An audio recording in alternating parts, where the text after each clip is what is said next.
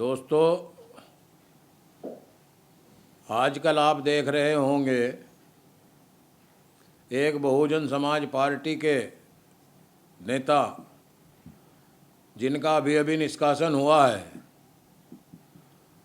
उनके बारे में सोशल मीडिया पे मैं भी देखता देखता थक गया। कद्दावर नेता, कद्दावर नेता, कद्दावर नेता, पश्चिम उत्तर प्रदेश का नेता। अगर वो कद्दावर नेता होता और वो पश्चिम उत्तर प्रदेश का नेता होता तो मायावती जी उसे पार्टी से नहीं निकाल लेती।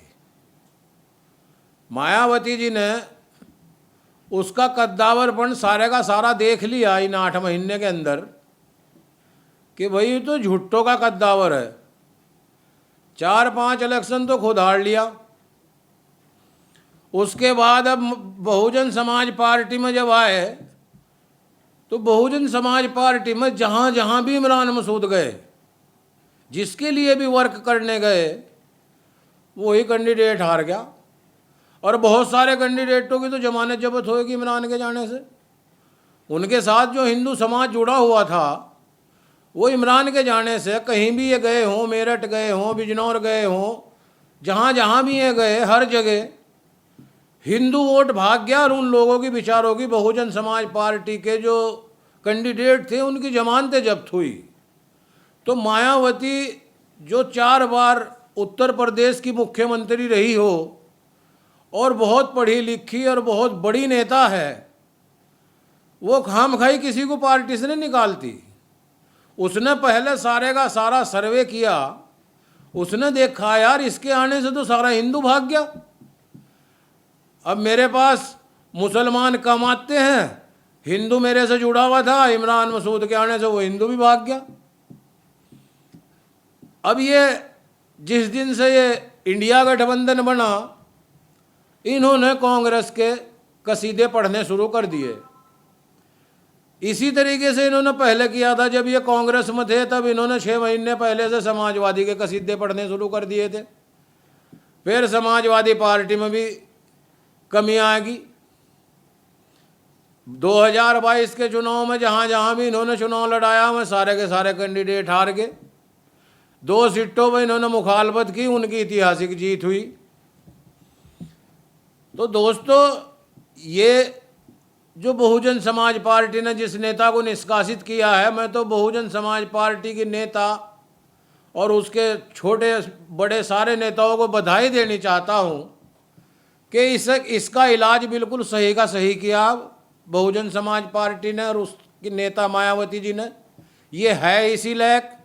ये कभी कहता है मुसलमानों तुमने मुझे जलील करा दिया, कभी ये बोटी बोटी की बात करता है।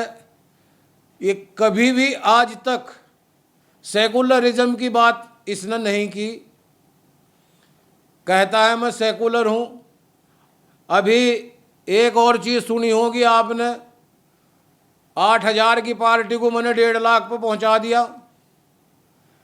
पिछले 5 साल पहले जब फजलुर रहमान चुनाव लड़े थे तो वो 1800 वोट से हारे थे सिर्फ, और ये चुनाव लड़े ये 8,000 से भी ऊपर हारे। तो 8,000 वाली पार्टी कहाँ थी भाई? वो मतलब झूठ बोलना, इतना झूठ बोलना कि जो सब समझ गए कि ये झूठा नेता है और ये स्वार्थी नेता है, ये सिर्फ अपने बारे में सोचता है, इसे कौम और मिल्लत से कोई लेना देना नहीं है।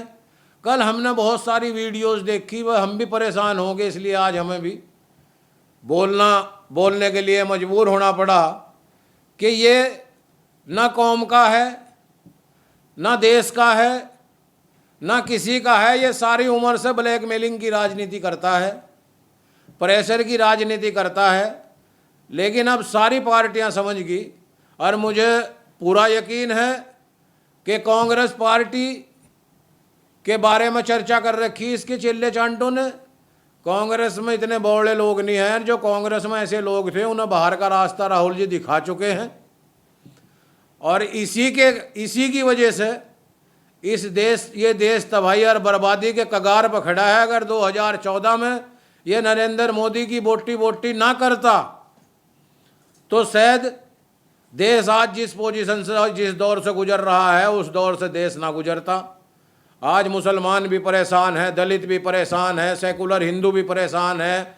आज महंगाई चरम सीमा पर है, बेरोजगारी चरम सीमा पर है। ये सारी चीज़ें इस एक आदमी के बयान की देन है, जिसका अभी अभी निष्कासन हुआ। इस आदमी की वजह से भारतीय जनता पार्टी पूर्ण बहुमत की सरकार में आई। एक बार नहीं, 2 बार आई। दोनों इलेक्शन जो हैं बोटी बोटी के बयान पर लड़े नरेंद्र मोदी ने। अब नरेंद्र मोदी जी को तो फायदा हो गया भाई, इसीलिए इसका ना बिल्डोजर चला ना कुछ चला। तो दोस्तों, और ख़ास तौर से सहारनपुर के मुसलमानों, मैं आप लोगों से ये अपील करनी चाहता हूँ, ये दरख्वास्त करनी चाहता हूँ कि इस गोरख धंधे से आप बाहर निकलें और सेकुलर जमात का साथ दें, ना कि एक आदमी का साथ। जब तक मुसलमान पार्टी से नहीं जुड़ेगा तब तक मुसलमान तरक्की नहीं करेगा। पार्टी से जुड़ना जरूरी है, इंसान से जुड़ना जरूरी नहीं है। पार्टी से जुड़ना जरूरी है। पार्टी सर परे होती है, आदमी तो आते जाते रहते हैं, आदमी का कोई मामला नहीं, पार्टी मेन होती है। और मैं सभी मुसलमान से दरख्वास्त करूंगा कि सेकुलर जमातों को मजबूत करने का काम करें।